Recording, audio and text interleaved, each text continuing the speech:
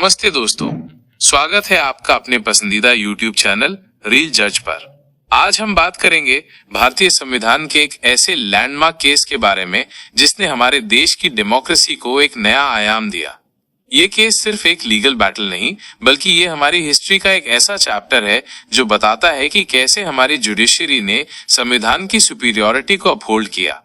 ये बात है साल 1973 की। केरल राज्य में एक एडनीर मुठ था जिसके मुखिया थे स्वामी केशवानंद भारती। केरल सरकार लैंड रिफॉर्म्स एक्ट लेकर आई थी जिसके तहत मठ की संपत्तियों को अपने कब्जे में लिया जा रहा था।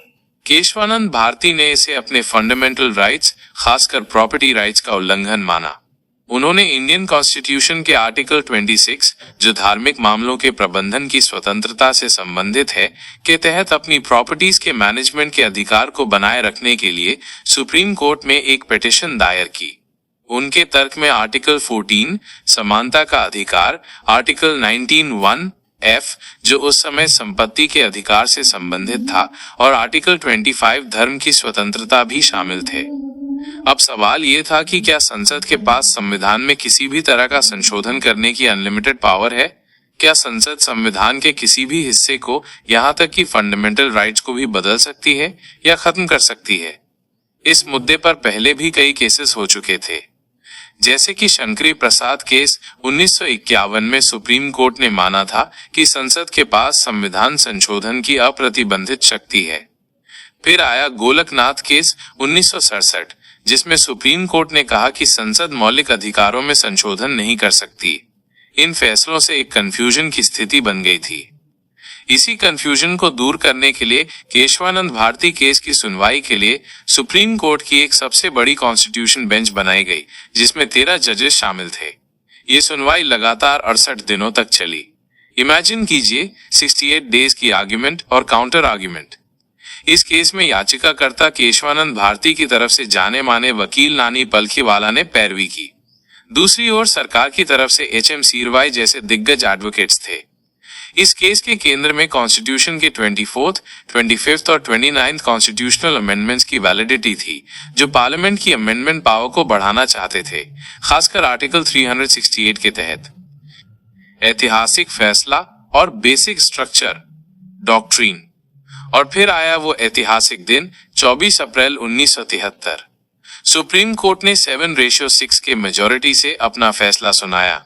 इस फैसले ने भारतीय संविधान को एक नई दिशा दी।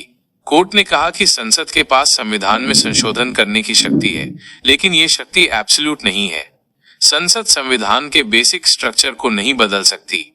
ये बेसिक स्ट्रक्चर डॉक्ट्रिन भारतीय न्यायपालिका का एक सबसे बड़ा योगदान माना जाता है।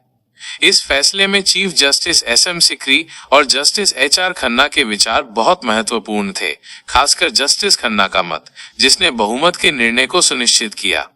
अब आप सोचेंगे कि ये बेसिक स्ट्रक्चर क्या है, तो कोर्ट ने इसे पूरी तरह से डिफाइन नहीं किया, बल्कि ये कहा कि समय समय पर जुडिशरी इसे डिफाइन करती रहेगी। लेकिन कुछ ऐसे एलिमेंट्स हैं जिन्हें बेसिक स्ट्रक्चर का हिस्सा माना गया, जैसे कि संविधान की supremacy, democracy, secularism, federalism, separation of powers, judicial review और फंडामेंटल राइट्स का नेचर। इस फैसले के बाद संसद संविधान के किसी भी भाग में संशोधन कर सकती है, लेकिन ऐसा कोई संशोधन नहीं कर सकती जिससे संविधान की मूल भावना या बेसिक स्ट्रक्चर को नुकसान पहुंचे। ये फैसला हमारी डेमोक्रेसी के लिए एक बहुत बड़ा माइलस्टोन था। इसने सरकार की अनलिमिटेड पावर पर एक चेक लगाया और संविधान को उसका सही स्थान दिया।